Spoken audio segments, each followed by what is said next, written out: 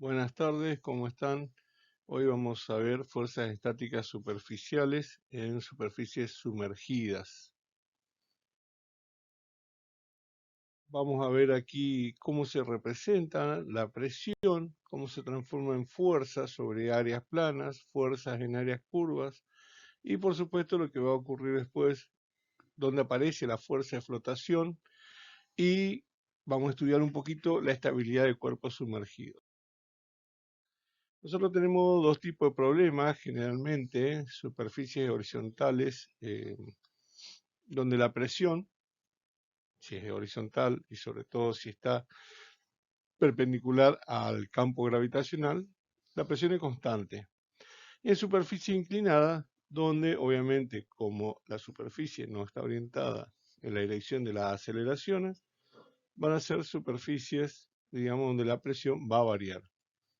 Hay dos incógnitas en este tipo de casos y tienen que cumplir con la ecuación, obviamente, principal de la hidrostática.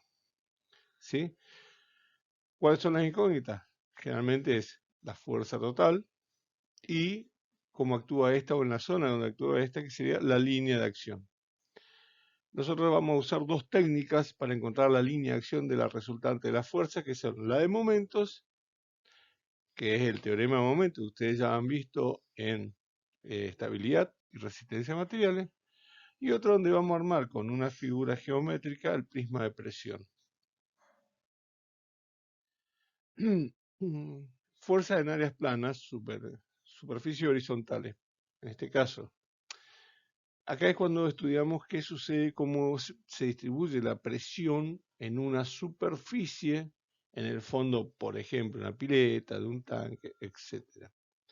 Básicamente acá la cuestión es bastante sencilla. Sabemos que por la ecuación fundamental de hidrostáticas, la presión varía con la profundidad y si esta es constante, obviamente en el fondo de esta pileta la presión va a ser constante.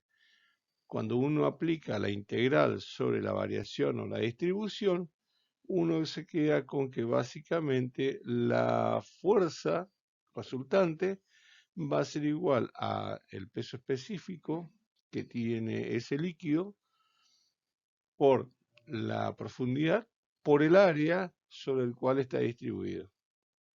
Y finalmente esa fuerza resultante sería la del fluido contenido. Como la fuerza es normal a la superficie, nosotros vamos a suponer que hacia la superficie es positiva porque la presión es positiva. Y por lo tanto F pasaría a través del centroide del área. ¿Está?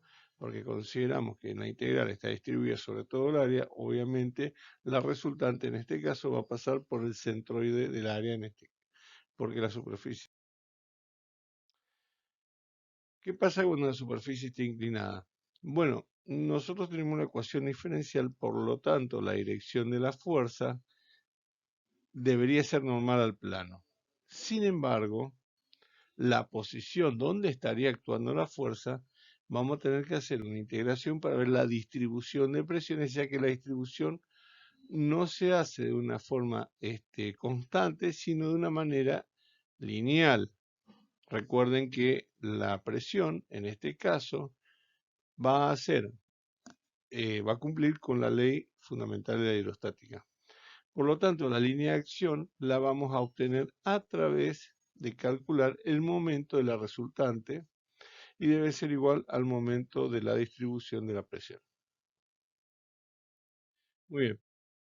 En un caso, nosotros vamos a hacer un caso teórico para analizar por dónde pasa la fuerza. Vamos a suponer un corte transversal de una placa de una forma irregular, apoyada en el punto A' y B'. Ahí hemos marcado la superficie libre, que es donde tenemos presión atmosférica. Vemos la proyección de la superficie en color rojo y vamos a suponer que el origen de coordenada está en el punto O. La inclinación de la superficie es de un ángulo θ y vamos a trazar en forma paralela a esa superficie nuestro eje imaginario I. Entonces, con estos ejes de referencia X e Y, vamos a tratar de obtener el valor del centro de presión, que sería el lugar donde se aplica la fuerza resultante de la presión a lo largo, la presión distribuida sobre toda la superficie. Muy bien. Digamos, identificamos cuál sería el cero y vamos a suponer que XC es la posición del centroide de esa figura irregular. Y C sería la posición en Y del centroide de esta superficie irregular. Entonces, una vez encontradas las coordenadas, identificamos dónde está el centroide. Y HC sería la altura o la profundidad a la cual se encuentra el centroide desde la superficie libre. Recuerden que nosotros vamos a tratar de encontrar dónde se encuentra el centroide de esta figura utilizando elementos geométricos. Este centroide es el centroide geométrico, pero vamos a tener que buscar dónde se encuentra aplicada la fuerza resultante de la distribución de presiones. Y esto sería en el centro de presión, que en este caso sería a través de la posición XR e IR, que sería la posición en X y en Y de la resultante. Y allí aparecería nuestro centro de presión. ¿Está? Fíjense que la posición del centro de presión y del centroide de gravedad no coinciden necesariamente. Esto es por la aplicación del teorema de momentos. Una vez conocida la posición del centro de presión, ahí podríamos decir que la fuerza resultante es igual a la densidad del fluido por el área de la superficie, y fíjense que es por la distancia que tiene el centroide a la superficie libre. Y ustedes dirán, bueno, pero ¿por qué? ¿Acaso no tenemos la distancia a el centro de presión? Bueno, no.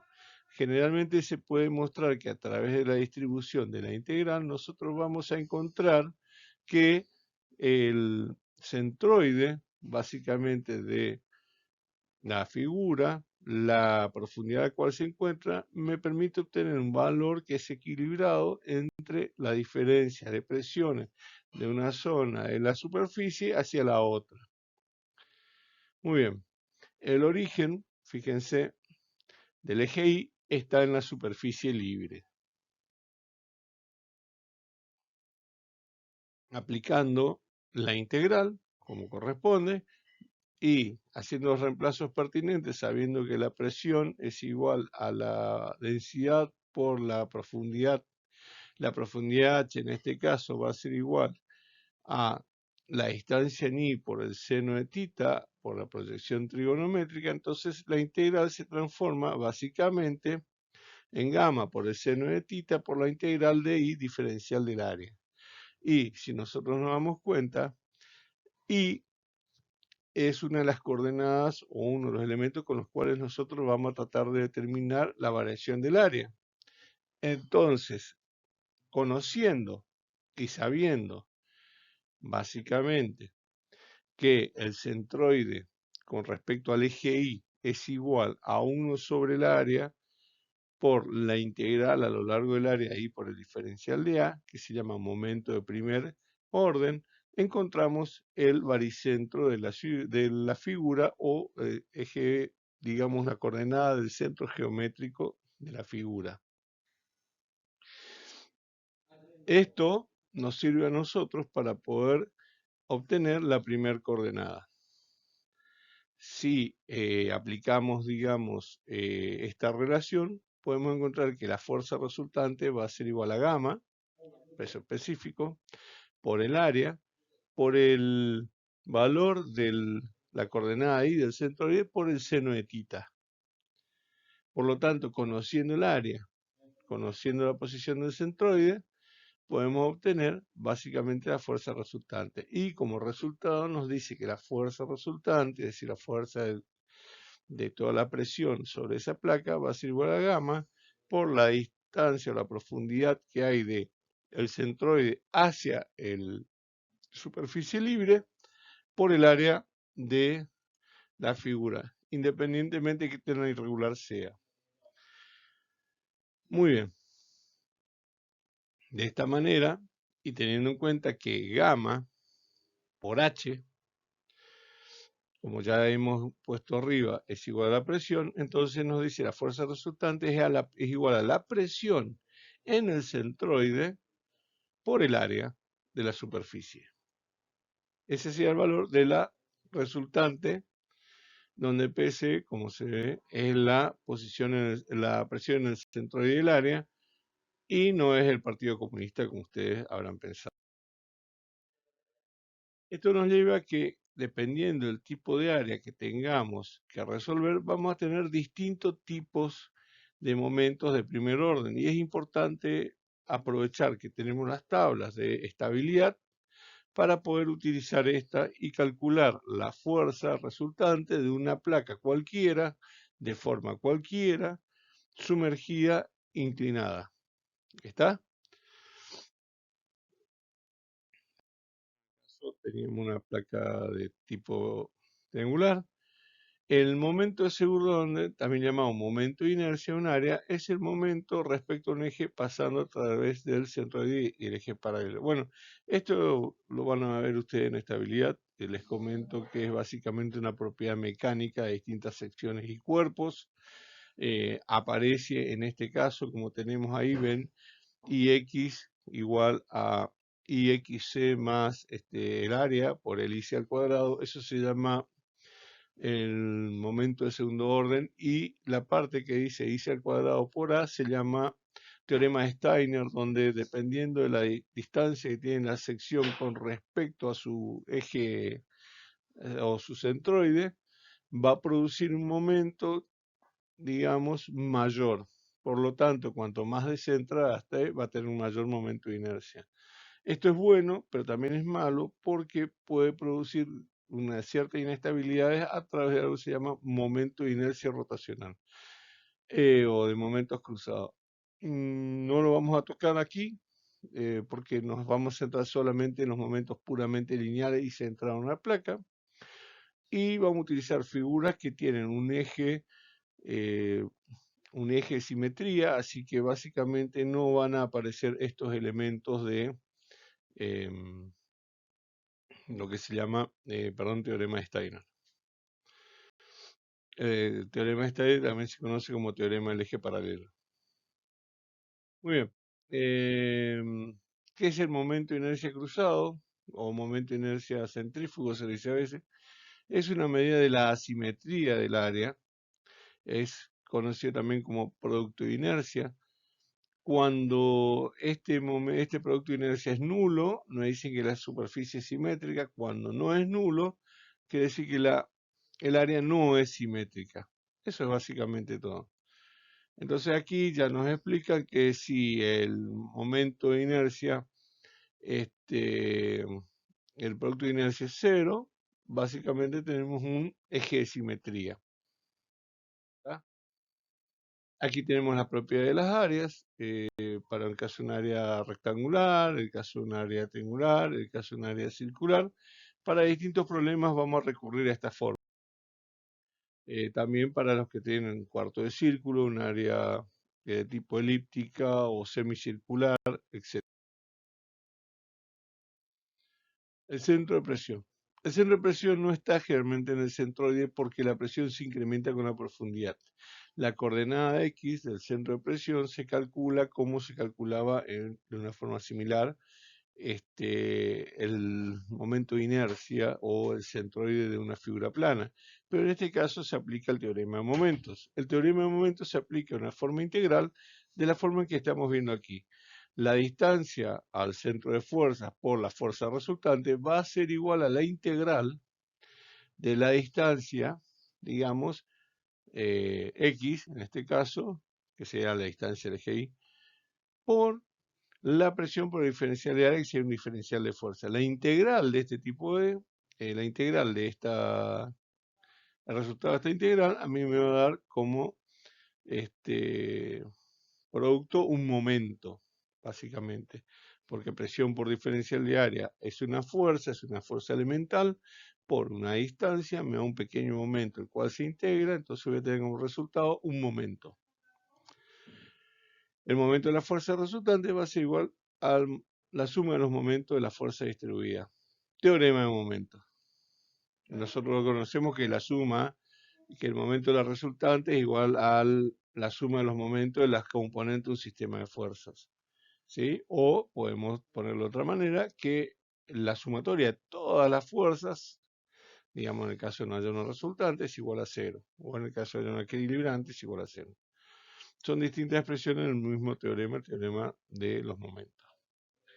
Despejando la fuerza resultante, que nosotros ya la conocemos porque era igual a la presión en el centroide por el área, ¿sí? Nosotros podemos calcular cuánto vale básicamente la posición de la fuerza resultante. Haciendo los reemplazos pertinentes, nosotros podemos encontrar que XR, si ustedes revisan más tarde el video hacia atrás, van a poder encontrar que tenemos que el reemplazo está bien y que básicamente XR va a ser 1 sobre la distancia del centroide por A, el área de la superficie, por gamma, por el seno de tita. Recuerden que la distancia centroide IC por el seno de tita me da HC, que es la distancia, la profundidad que es el centroide del área con respecto a la superficie libre.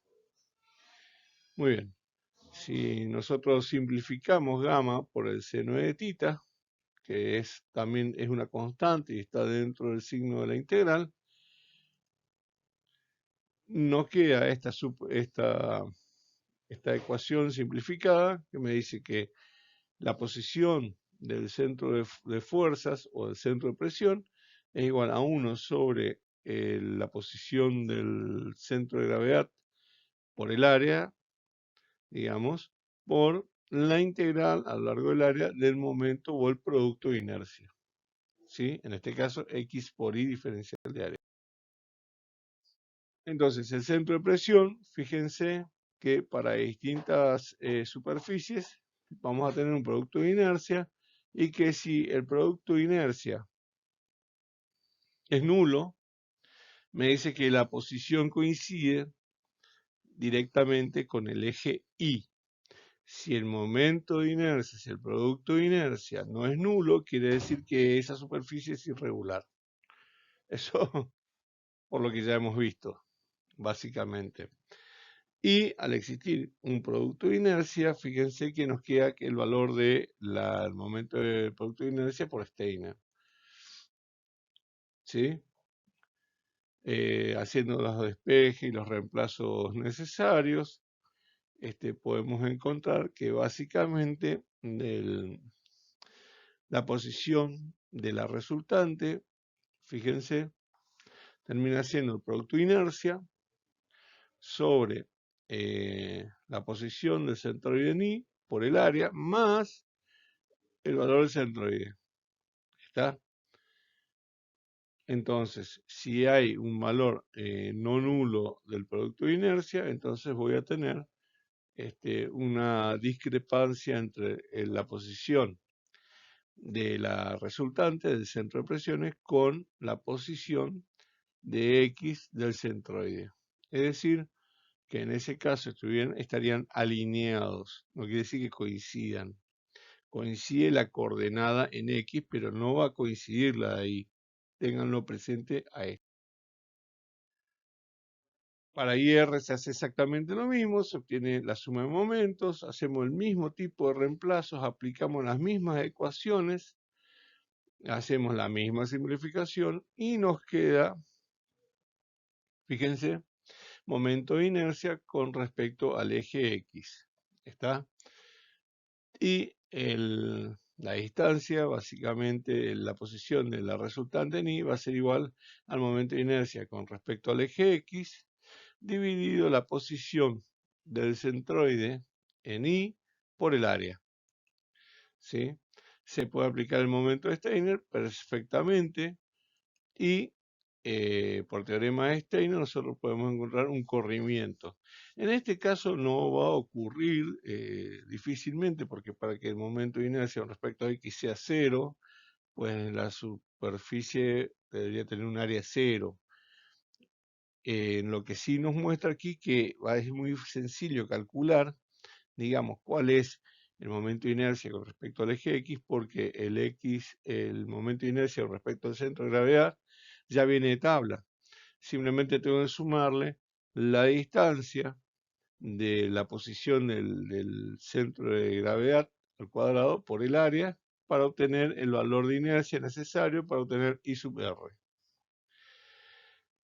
Haciendo básicamente la distribución, me queda que el IR va a ser igual al momento de inercia respecto a X dividido IC por el área, más la distancia centroide. Es decir, que siempre va a haber una diferencia de la posición del centro de fuerzas en el eje Y, que va a depender de la profundidad, ¿sí?, a la cual se encuentra el centro de gravedad por el área y el momento de inercia. Ahora, observen bien de que si la profundidad IC es la distancia que hay de la superficie libre hasta el centro de gravedad de la superficie, ¿sí? Superficie libre donde está el líquido. Y el IC es el centro de gravedad de la superficie que está inclinada en el fondo, digamos. Cuanto más profunda se encuentra la superficie, es decir, cuando más hundida está, ese término I sub C cada vez mayor y va a ser mucho más grande que el momento de inercia. Si además lo multiplico por el área de la sección, quiere decir que cuanto más profunda está sumergida una superficie, más se va a acercar el valor de la fuerza resultante hacia el centroide geométrico de la sección. Así que cuanto más profundo está, va a haber una superficie, va a haber una profundidad tal en la cual es indistinto calcular el centro de fuerzas porque prácticamente son el centro de fuerza, el centro de presión y el centroide de gravedad de la sección son iguales. Prácticamente son iguales porque numéricamente. Entonces, para encontrar, digamos, trabajando con superficie inclinada, el centro horizontal de presión y el centroide horizontal coincide cuando la superficie tiene un eje de simetría horizontal o vertical. El centro de presión está siempre, digamos, debajo del centroide.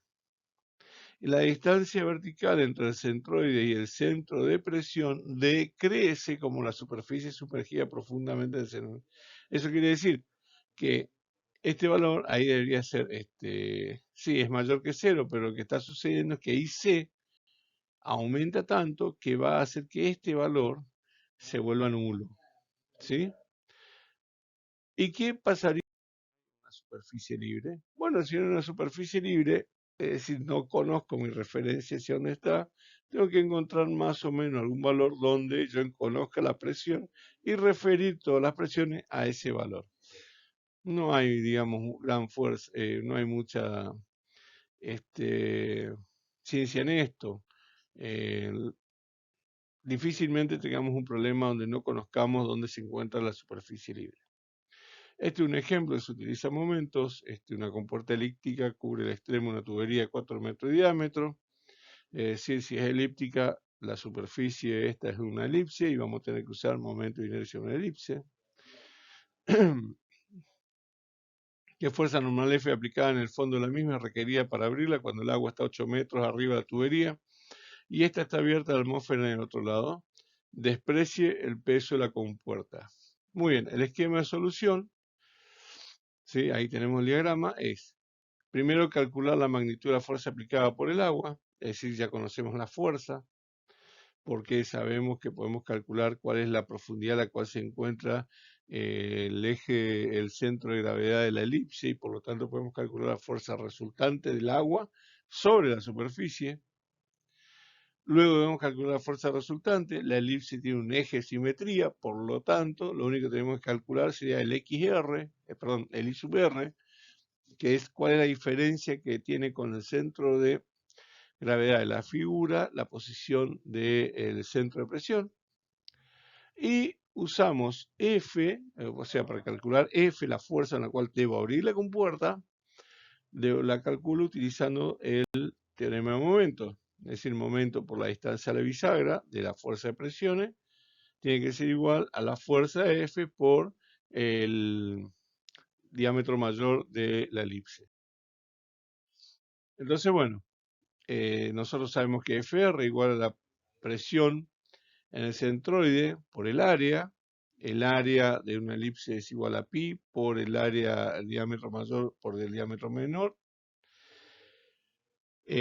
sabiendo que tiene 4 metros, sabemos que a la mitad de los 4 metros va a estar básicamente el centro de gravedad de la elipse, por lo tanto 8 más 4 dividido 2 serían 10 metros.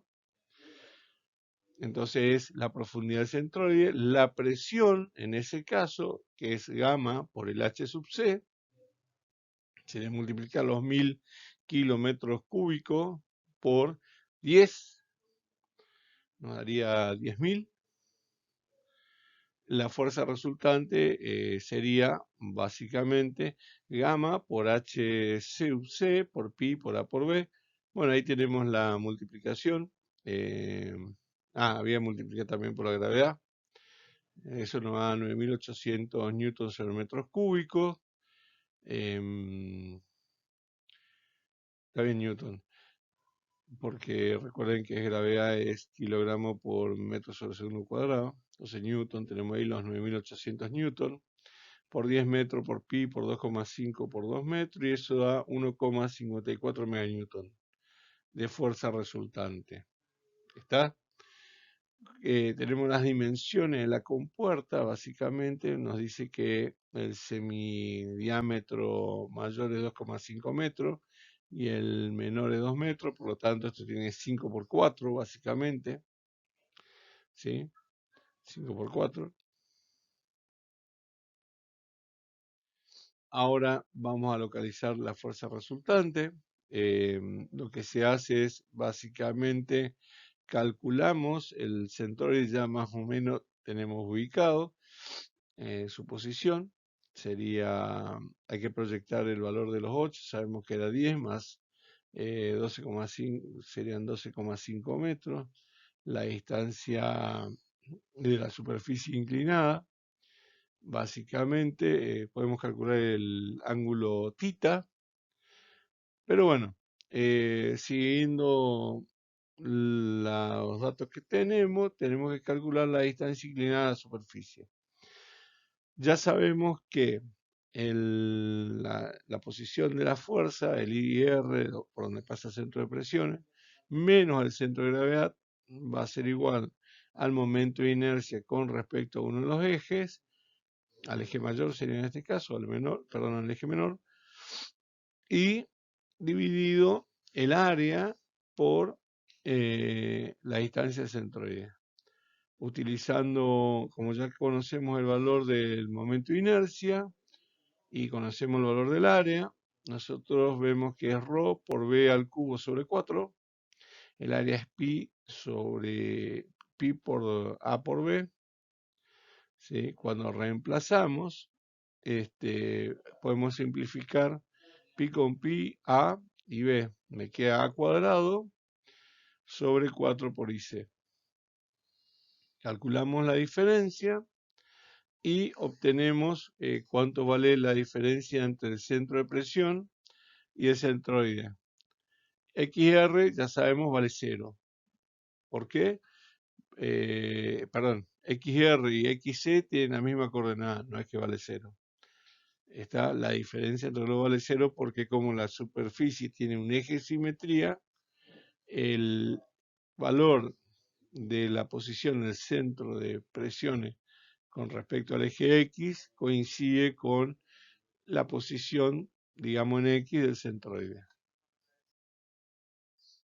Bueno, como hallamos la fuerza requerida, vamos a aplicar teorema de momentos, ¿sí? Alrededor de la bisagra.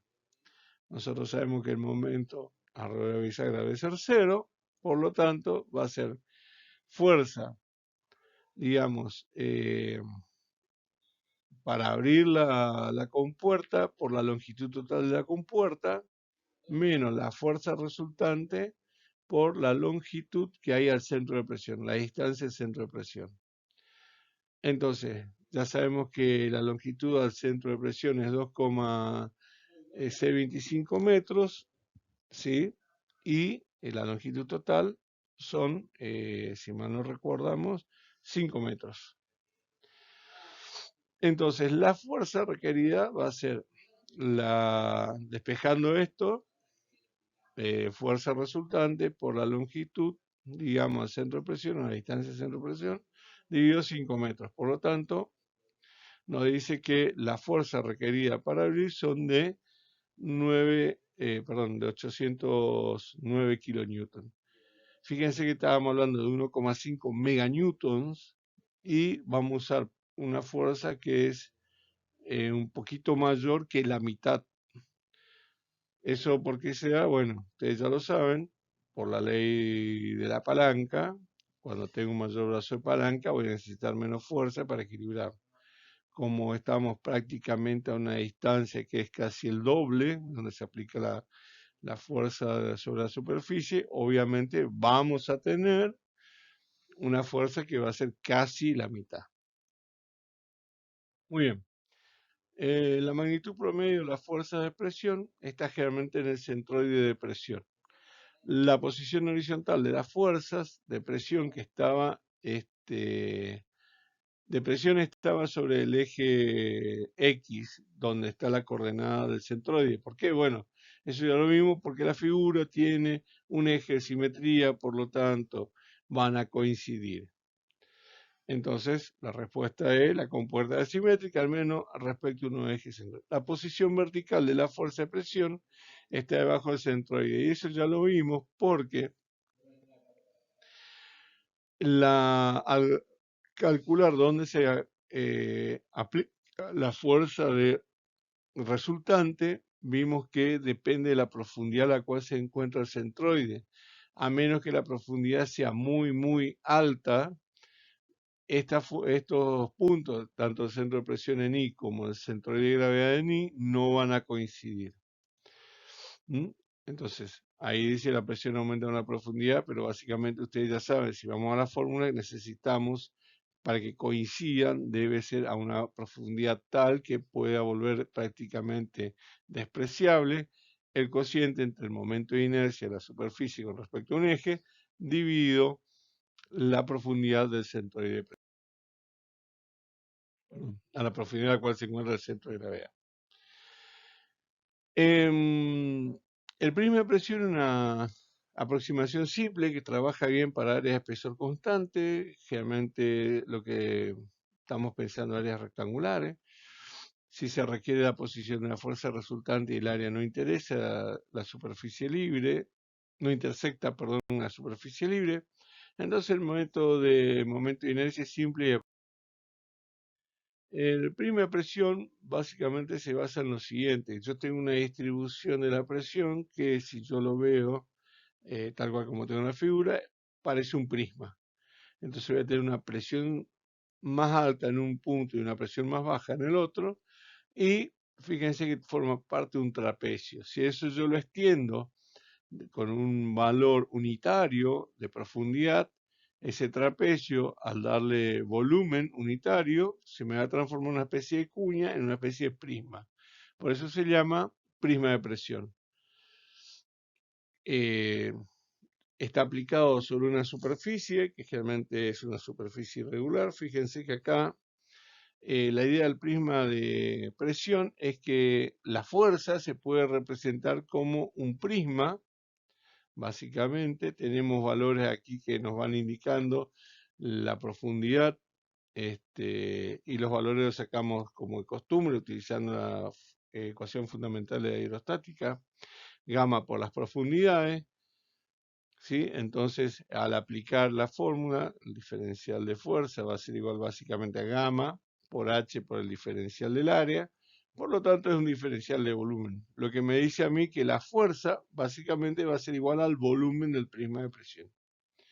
Entonces, una forma muy sencilla de calcular, porque calculo dos presiones, la presión más grande y la presión más baja, aplico la fórmula del trapecio, con eso calculo el área y eso multiplico por la profundidad que va a tener el prisma, es decir, por el ancho de la sección. Por lo tanto, si una sección rectangular, estamos de 10 porque es mucho más fácil calcular.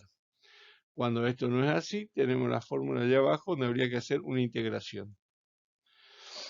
El centro de presión siempre está en el centroide del prisma de presión y esa es una ventaja porque ya no tengo que calcular la posición del eje o dónde está aplicada la. Bueno, ¿cómo se aplica el prisma de presión?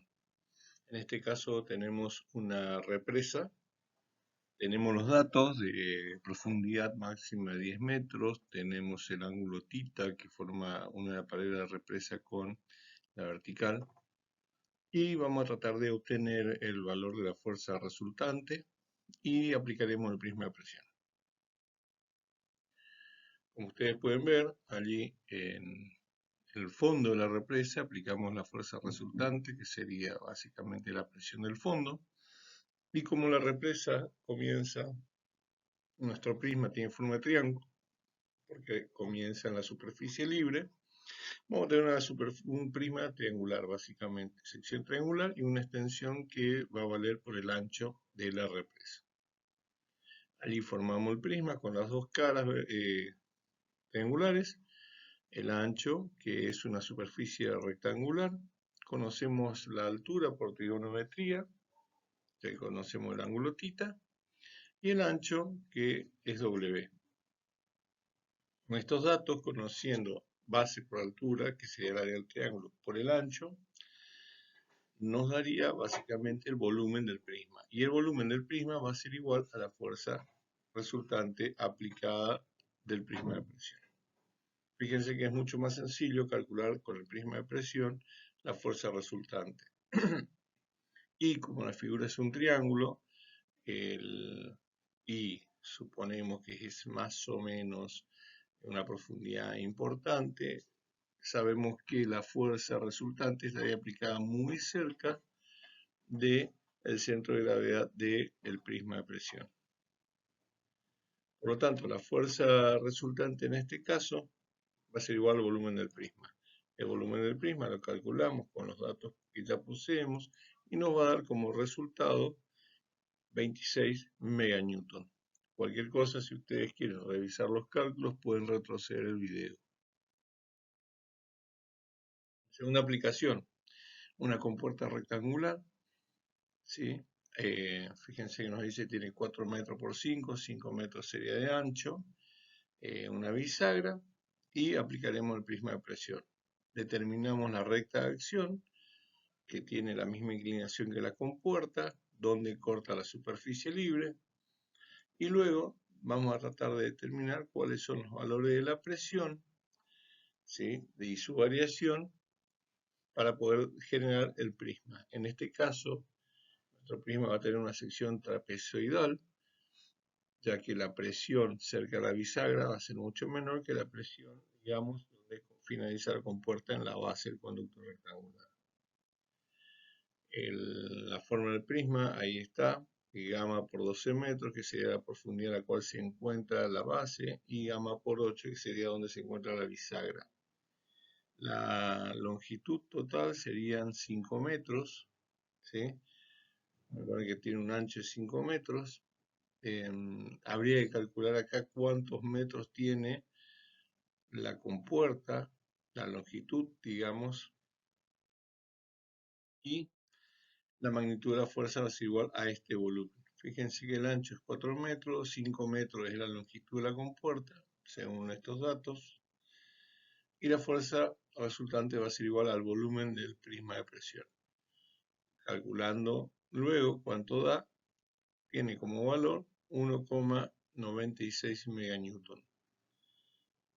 Entonces, la posición de la fuerza resultante desde la bisagra habrá que calcular a través de un teorema de momentos.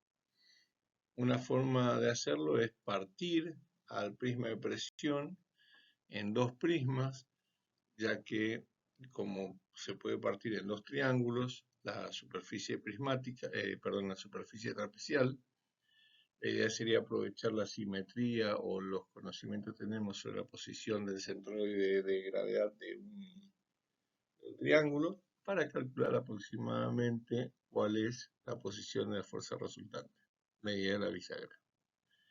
Se van a tomar para esto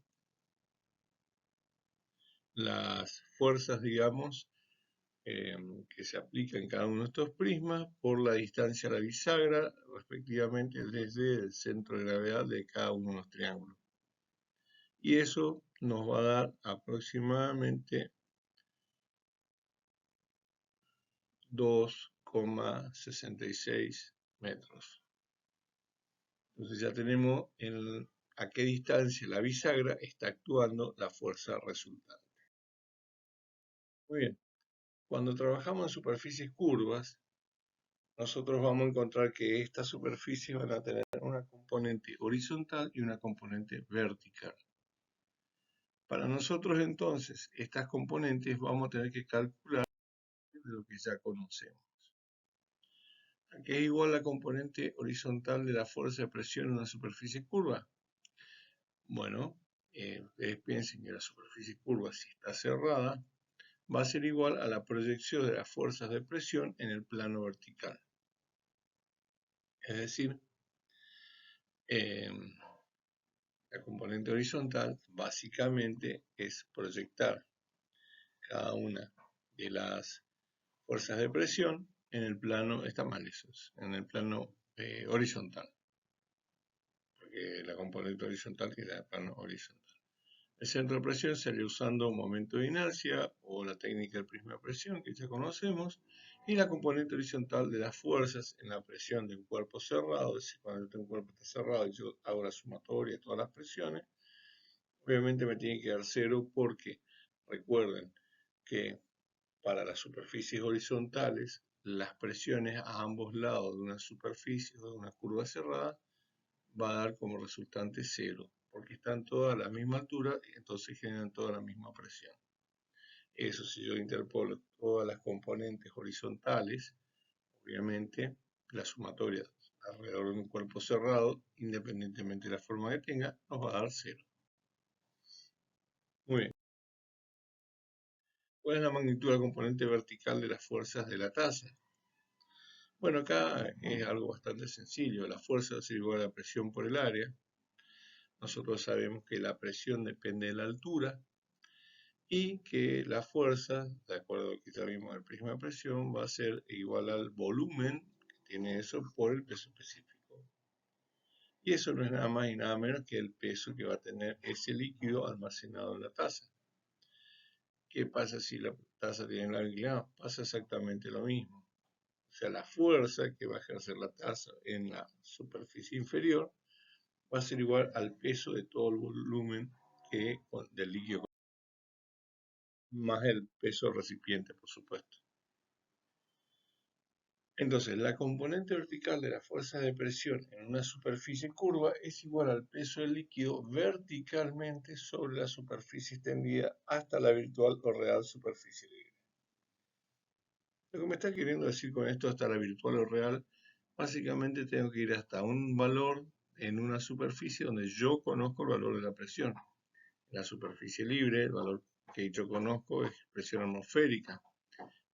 De esa manera, si yo tomo presión atmosférica como mi referencia, todas las presiones van a ser básicamente manométricas, son presiones relativas.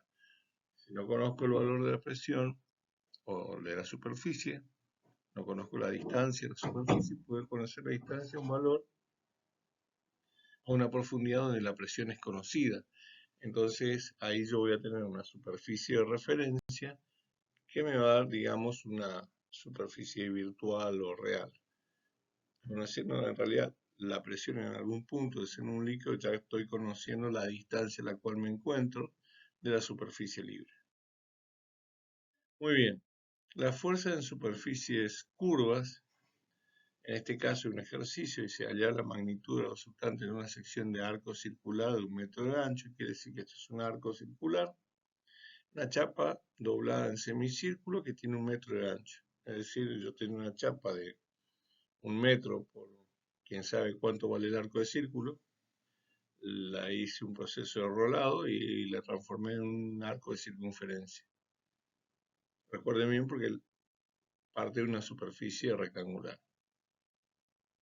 Luego, quiero calcular la fuerza vertical y esto va a ser igual al peso de todo ese volumen de agua que está ahí señalado en la figura como W1 más el peso del volumen de agua W2. Ese volumen nosotros lo podemos calcular fácilmente porque conocemos cuánto vale un arco de circunferencia, un cuarto, es un cuarto de pi, por o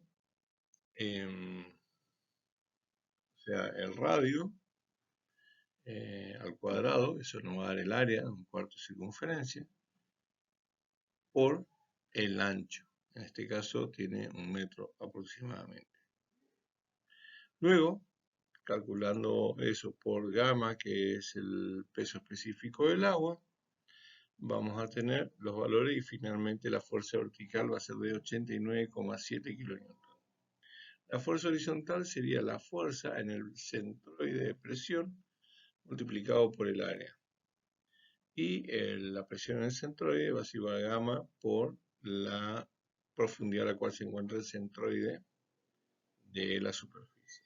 Como nosotros sabemos que desde la profundidad a la cual comienza el arco de circunferencia son 3 metros, y el centroide de esta chapa, que si bien tiene forma circular, está curvada, digamos, en realidad es una chapa rectangular, va a estar a la mitad de esta chapa, por lo tanto sería a 4 metros aproximadamente. Entonces, gamma por la altura del centroide me va a dar la fuerza horizontal. Sacamos los cálculos y nos da 78,5 kN. Entonces ya tengo la fuerza horizontal y la fuerza vertical. La línea de acción de la componente vertical pasa a través del centroide del volumen del agua sobre la superficie. Entonces, nosotros calculamos que usando teorema de momentos podríamos calcular por dónde está pasando la línea de la componente vertical. Entonces se toman momentos alrededor del eje vertical a través de A y haciendo, digamos, dándole los valores que ya tenemos, podemos obtener cuál es la posición de X. Eso que ustedes están viendo ahí se refiere a el sector, es decir, el arco de circunferencia sería básicamente la distancia, ¿sí?, del peso hasta el punto A, que sería 4 radios sobre 3 por pi, más o menos. Eso es el de las tablas geométricas. Una vez que reemplazamos los valores, nos dan como valor 0,948 metros medido desde A. O sea, desde A hacia la derecha va a estar corrido a casi 1 metro. ¿Sí? Una magnitud de 89. La posición de la línea de acción de la componente horizontal, esto lo vamos a sacar con nuestra conocida IR. Recuerden que es el momento de inercia sobre la distancia centroide más la distancia centroide. El momento de inercia que estamos tomando acá, recuerden que la placa tenía forma rectangular y está curvada. Entonces lo que estamos por usar acá es una proyección vertical de la chapa.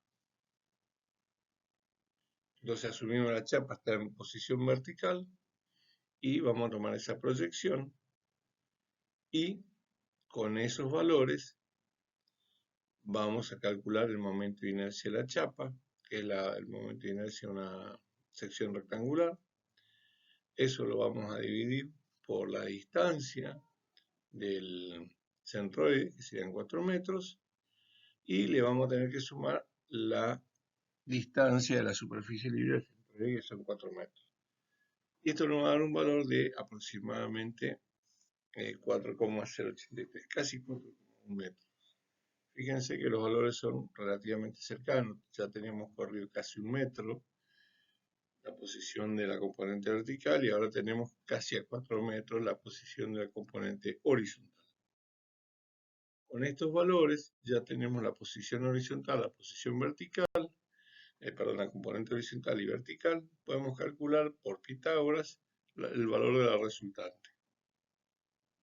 Luego, tenemos la posición donde se encuentra aplicada el centro de presión, que vimos que era 4,083 metros y 0,948 creo, si mal no recuerdo. Acá están, me olvidé.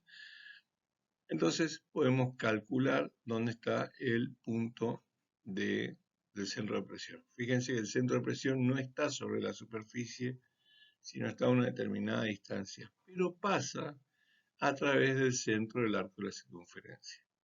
Entonces, toda la fuerza de presión pasa a través del punto C. Nosotros vemos aquí que aparentemente la distribución de presión es parabólica, sin embargo, no se olviden que la presión varía en forma lineal. Lo que sucede es que la chapa está curvada, entonces da la sensación de que es una distribución parabólica de la presión, cuando no es así. Entonces, la fuerza de presión no produce el momento alrededor del punto C, la resultante debe pasar a través del punto C, y lo que hacemos es calcular momentos alrededor del punto C. Esos momentos deben dar 0. Si uno hace la cuenta, da 0, entonces evidentemente el punto de presión está donde debe corresponder. Entonces, al encontrar la fuerza requerida para abrir la compuerta, todas las fuerzas horizontales están contenidas por la bisagra. Es decir, la bisagra va a impedir de que se mueva o se abra la compuerta por efecto de las fuerzas horizontales.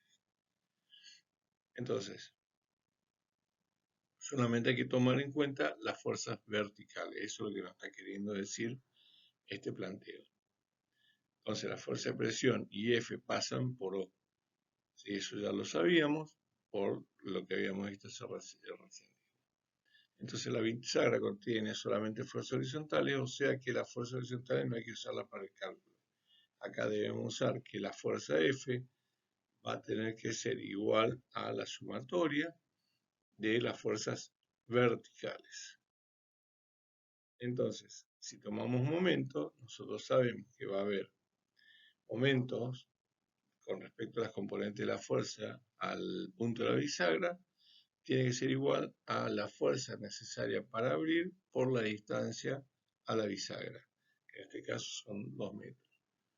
Despejando, vamos a poder saber cuánto vale esa fuerza F. Haciendo las cuentas, nos da que F vale 89,7 kilonewton, que es prácticamente igual a la fuerza vertical. ¿Sí? Es decir, es igual a la sumatoria de las fuerzas verticales. Lo cual no sería extraño, ya que si la fuerza horizontal está contenida por la bisagra, no queda otra que la fuerza, digamos que se está tratando de ejercer en el extremo de la placa y que está apoyada sobre el fondo, sea igual a la fuerza vertical. Entonces, los esquemas de solución para utilizar en este tipo de casos, lo que nosotros tenemos que hacer es determinar los datos de la presión y la posición del fluido, donde la presión es 0, es decir, buscamos un valor de presión referencial que conozcamos, determinar la dirección del vector de aceleraciones, que para nuestro caso casi siempre va a ser el vector de la aceleración de la gravedad, definir la tangente al vector de aceleración, y h debe estar en la misma dirección que ese vector tangente, es decir, h está en la dirección del vector de aceleraciones, en este caso sería la vertical. Para nosotros siempre va a ser en la dirección de la aceleración de la gravedad, y determinar si la superficie es normal a dicho campo de aceleraciones, o está inclinada o está curvada.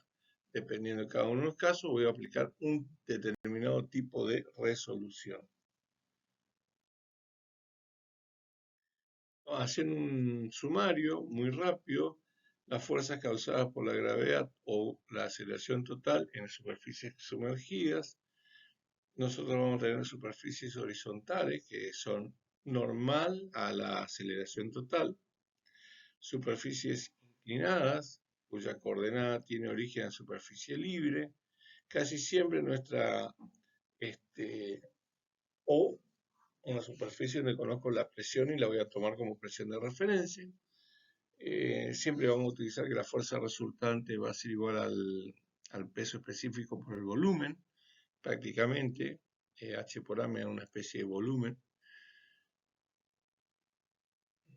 Y en superficie inclinada sería la distancia de la profundidad, básicamente desde la superficie libre al centro de gravedad de la sección por el área, multiplicado por el peso específico, es lo que me va a dar la fuerza resultante. En el caso de superficies curvas, vamos a tener que determinar las componentes horizontales, las componentes verticales, ¿sí? Que es básicamente el peso del fluido arriba de la superficie, y determinar dónde se encuentran nuestras superficies virtuales para poder hacer una referencia y poder calcular. Casi siempre vamos a tratar de buscar con respecto a un punto, vamos a generar un teorema de momentos para poder determinar dónde se encuentra la acción de la recta de acción de la fuerza resultante, y esa recta de acción cortará en lo que se llama el centro de presión, el punto donde se aplica la fuerza total debida a la sumatoria o a la integración del campo de presión. Ahora vamos a ver fuerza de flotación. Esto ya saben ustedes, es el principio de Arquímedes. El principio de Arquímedes es el principio de aquel viejo que para escaparse la mujer y no la encuentre con la empleada, salió en pelota gritando eureka, eureka. La mujer pensó el viejo está loco y iba corriendo detrás para llegar a los trapos, mientras la empleada se escapaba por la ventana. Tipo muy inteligente este Arquímedes. Entonces él dice que básicamente el peso de un cuerpo en el seno de un fluido va a desalojar un volumen equivalente al peso de, digamos, un peso en volumen equivalente al peso de agua desalojado, el peso de líquido desalojado. Es decir, va a tener un volumen de líquido que va a ser desalojado de la tina de baño, por así decirlo, que va a ser equivalente al peso del objeto. Nosotros acá en realidad esto se puede mostrar a través de una integración. Cuando integramos todas las fuerzas verticales y horizontales, sale una fuerza ascendente, producto de la diferencia de presiones en distintas partes del cuerpo, que tiene más que ver con la distribución vertical que con la horizontal. Entonces, como la proyección del cuerpo, las proyecciones, digamos, horizontales son todas cero cuando se integran, las componentes verticales de la presión entre la superficie superior e inferior son diferentes, son las que causan el empuje hidrostático o la fuerza de flotación. Si yo coloco un globo lleno de agua dentro de un tanque con agua, la fuerza neta del globo va a ser cero, obviamente, porque es el mismo tipo de líquido. ¿Tiene importancia la forma del globo? Bueno, la verdad no. ¿Y cuál es la fuerza de flotación del globo? En este caso sería el peso del agua desplazada, pero como no desplaza agua, porque en este caso estamos hablando del mismo líquido, básicamente sería cero. ¿Por dónde pasa la línea de acción de esta fuerza? Pasa justamente por su eje baricéntrico, ¿está? O el centro del globo. La fuerza de flotación del globo sería gamma del agua por el volumen del globo. Ahora bien, la fuerza de flotación actúa a través del centroide del volumen del fluido desplazado. Es el centro de flotación. Acá vamos a hacer integrales para determinar no solo el volumen, sino también la fuerza distribuida y dónde se encontraría el centroide del volumen.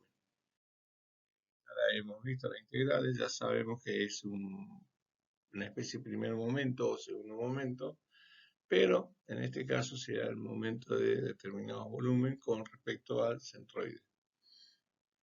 Muy bien, aquí tenemos lo que es una balanza de comparación o balanza hidrostática, suelen llamarla también, que se utiliza para tratar de determinar el peso de un objeto, ¿sí?, el volumen de un objeto o el peso específico que tiene algunos de los líquidos. Eso es básicamente lo que hace. Entonces, en estos dos líquidos lo que se hace es, se mide la fuerza del empuje ascendente, la fuerza de flotación, o la fuerza de buoyancia, o la fuerza, digamos, del empuje de Arquímedes, como quieran llamarle, y conociendo básicamente la densidad de los fluidos y el volumen del objeto y el peso de básicamente el objeto, y se lo compara a los efectos con dos líquidos diferentes, van a producir empuje diferente a pesar de que las dimensiones del objeto sean las mismas. Entonces uno puede determinar, por ejemplo, si el peso específico de un fluido es mayor al peso específico del otro fluido. Va a depender del empuje producido. En el balance de fuerza nosotros sabemos que básicamente el peso del objeto va a ser igual a la fuerza de flotación más el volumen por el peso específico de uno de del líquido, perdón, ¿dónde está? Y conociendo que se debe cumplir esa relación en ambos recipientes, conociendo algunos datos, podemos averiguar los otros. Entonces, por ejemplo, en el balance de fuerzas, nosotros sabemos que podemos encontrar una equivalencia de peso. Entonces podemos determinar, por ejemplo, el volumen de ese elemento, porque conocemos la densidad de los líquidos donde los sumergimos, por ejemplo, en agua y en mercurio, o en agua y en aceite, y podemos medir los empujes, que son F1 y F2. Despejando, obviamente, como el volumen es el mismo para los dos, nosotros podemos obtener el valor del volumen. En el otro caso, por ejemplo, si sabemos que la diferencia del empuje y el peso dividido gamma 1 va a ser igual, en el caso ya que los volúmenes son iguales, igualamos ambas ecuaciones y podemos encontrar y despejar el peso del objeto conociendo los empujes hidrostáticos de cada uno de los fluidos, ¿sí?, dividido la diferencia de los pesos específicos, ¿sí? Y suponiendo que el peso específico del primer fluido es 0, podemos calcular que el volumen básicamente es la diferencia de los empujes dividido el peso específico del fluido que no es 0, básicamente. Y nos da que el peso de 1 es igual al empuje, básicamente, la balanza. Este es un problema que dice que un yate de velas navega en el lago Bryan, el capitán está apurado por cansar la costa, decide cortar el ancla y lanzarla para vigilar el yate. Si corta el ancla, la pregunta es, ¿puede esto, el nivel del lago Bryan, aumentar o disminuir? ¿O por qué? Bueno, ustedes ya se dan cuenta de que es una tontería porque el ancla, al soltarse, básicamente aumentar o disminuir el nivel del lago por un velero de Morondanga, prácticamente es despreciable o inapreciable. Sin embargo, suponiendo que se pudiera apreciar, bueno, ¿qué pasaría? ¿Aumenta o disminuye? Bueno, en general va a disminuir. ¿Cuál es la explicación? Bueno, resulta que cuando el ancla está arriba del barco, el barco es más pesado. Entonces, como es más pesado, va a desplazar mayor volumen de agua, y ese volumen de agua, como no se va a escapar del lago, va a hacer que suba las orillas. Cuando suelta el ancla y la manda al fondo, el buque se aligera, entonces provoca un empuje hidrostático menor sobre la superficie del lago, entonces desplaza menor cantidad de volumen de agua, y entonces la superficie libre del lago debería descender un poquito. Eso es lo que ocurriría de acuerdo a la interpretación hidrostática que hacemos. Pero básicamente es imposible de medir. Entonces, lo que a nosotros nos interesa con el tema del empuje hidrostático son dos cosas. Primero, el empuje que se le hace al cuerpo y segundo, lo que se llama calidad de la estabilidad o la calidad, digamos, de flotación o estabilidad racional como está escrito ahí. Entonces nos dice que un cuerpo completamente sumergido es estable cuando su centro de gravedad está debajo del centro de flotación. Esto es muy cierto. Si el centro de gravedad está por debajo, cuando, fíjense, rota un poquito el cuerpo, se genera un momento restituyente que tiende a llevarlo de vuelta a su posición original. Entonces se dice que es estable. Si el centro de gravedad estuviera por arriba, digamos, del baricentro, del centro de flotación, que es el B, en ese caso, al girar un poco, el momento no va a ser restituyente, sino todo lo contrario, va a ser básicamente desequilibrante. Entonces, es muy fácil, ustedes ponen uno arriba del otro, corren un poquitito y van a ver que en vez de llevar al equilibrio va a producir todo lo contrario. Muy bien. El problema final del capítulo dice escribir una ecuación para la presión actuando en el fondo de un tanque cónico de agua. Escribir una ecuación para la fuerza total actuando en el fondo del tanque. Esto está en los distintos libros que yo le pasé el libro de Streeter, le pasé el libro de Potter, lo pueden encontrar ahí. Es un problema bastante tonto el enunciado, se pueden dar cuenta porque ya lo hablamos durante este video, así que si quieren lo hacen, pero esta es la presentación y la finalización de este. Por supuesto, esto es una traducción. Acá la idea es que ustedes compartan impresiones del capítulo este sobre fuerzas sumergidas, en superficie sumergida. Esto era para una presentación en una clase, presencial obviamente, donde pueden preguntar a compañeros, y donde ustedes pueden realizar cualquier tipo de pregunta y que necesiten respuestas. Nosotros vamos a intercambiar preguntas a través del chat o del foro que tenemos en la cátedra virtual, en el aula virtual de mecánica fluida. Esto es una presa, básicamente, que es donde se aplica casi todo lo que hemos visto hasta ahora. Entonces, perdón,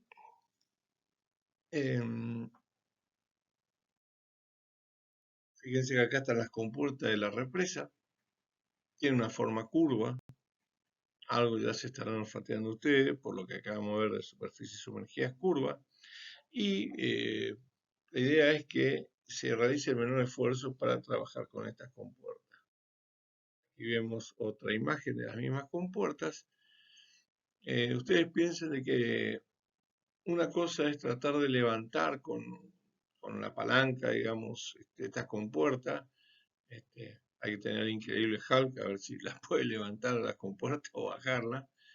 Conviene más que sean arqueadas y ser accionadas por un motor que deslicen hacia abajo y que sea la misma agua que termine de sellar de un lado a la compuerta y no, digamos, todo lo contrario, sellarla con la acción de un motor. Si ven el video del canal de Panamá, van a ver que la estanqueidad de las compuertas del canal se sellan por la propia presión del agua. Bien, con esto terminamos esta unidad. Ya les voy a pasar la próxima. Espero que puedan ver el video y que se haya quedado bien grabado porque este es ya el tercer intento que hago. Nos vemos en la próxima clase.